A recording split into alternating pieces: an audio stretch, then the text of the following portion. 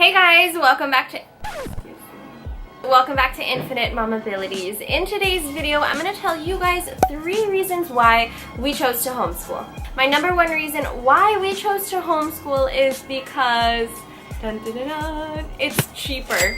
I don't have any other explanation for that other than it's cheaper. To put a child in preschool, okay, can be at least 45,000 pesos for the year. And that's not including books, that's not even including their uniform. So yeah, it's just cheaper to homeschool. And I have friends who send their kids to really amazing schools, and I've like let Rian go, or let my eldest child go and like try it because there's a free trial. And it's awesome. I would love, to do that. It'd probably be something I'd consider. But the price being in the 6 digits or close to it, yeah, see, that's not okay for me and my budget. So it's different for everyone. That's what it is for me and my husband. So at Homeschool Global, for the kinder grade, we paid about 30,000, roughly 30,000. So that's including enrollment, all of the workbooks, some of the actual like teaching books. And that's my number 1. It is cheaper, which if you know me is always good for me. Like cheaper, better. Alright, my number 2 reason why we chose to homeschool is because of learning styles. Every child has a different learning style. Rian is a kinesthetic or a tactile learner. Audrey, my second, is a visual learner. And also because me personally, like growing up, if I'm gonna be honest, yes, I did work as a teacher and as a tutor, but myself in school, I was like not good at all. I've always liked the beginning of it and learning and stuff, but like the work, if I couldn't get it, I was just like, no, I don't want to do this anymore. So then I would just like give up easily, you know what I mean? But the things that I really like actually understood and liked, like those were the places I would thrive, but that was like not really in a lot of places. Same with my brother, one of my brothers, Jordan. He was so smart. Like I remember we were going to the same school, the same elementary school for a while, and he was so smart. Like they would put him in the GATE classes. Those are the gifted classes for like super smart kids.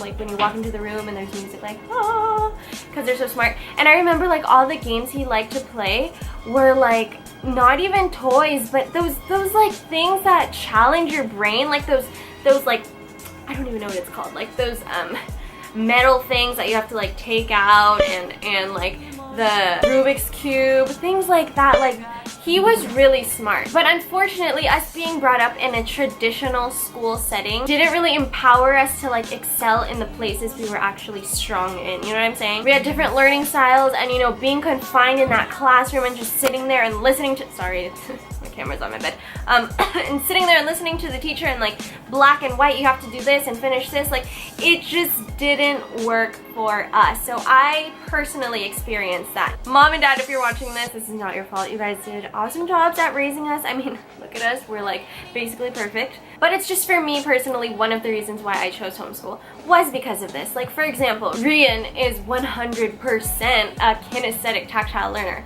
Like when we first started homeschooling, I would put her on a table, I would give her times, this is the time we do this is the time we do this, you have to sit down in your seat, you have to do this lesson, and then you have to listen to this, blah, blah, blah, blah. Like, I would treat it like an actual classroom, because I used to work in a classroom, and I would just copy that and do that. It's my first year homeschooling, all that stuff. So I remember her, like in the beginning, she'd just like cry and be like, I don't want to do this anymore, and I just get so frustrated.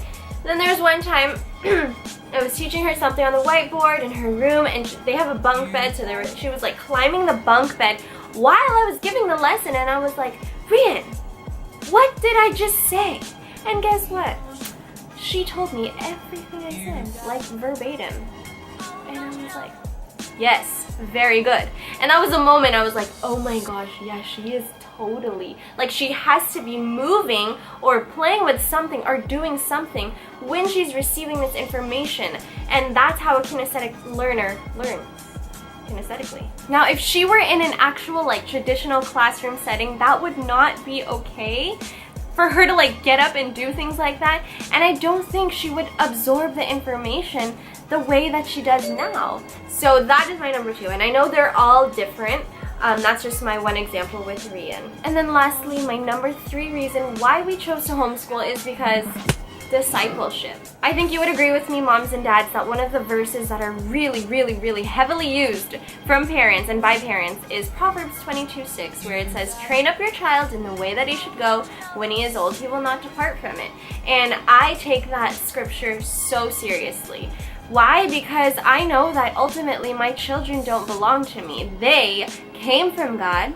The Bible says that they are a heritage and a gift from Him, meaning they came from Him. And ultimately, He is their actual Father. We are here stewarding them here on earth while we are here on earth. And this is a temporary life. This is not the life we're really living for, but we're here looking forward to life in eternity. So I know that as I train my children up while we're here on earth, I'm preparing them for the life that really matters, and that is in eternity. And that's why I take it so seriously. And it might sound like so deep and so extreme, but it's the truth. And I believe one of the ways I can train my children up is in their developmental years, which is from their preschool years up until around 7 years old. And I still want to be homeschooling them, but I mean this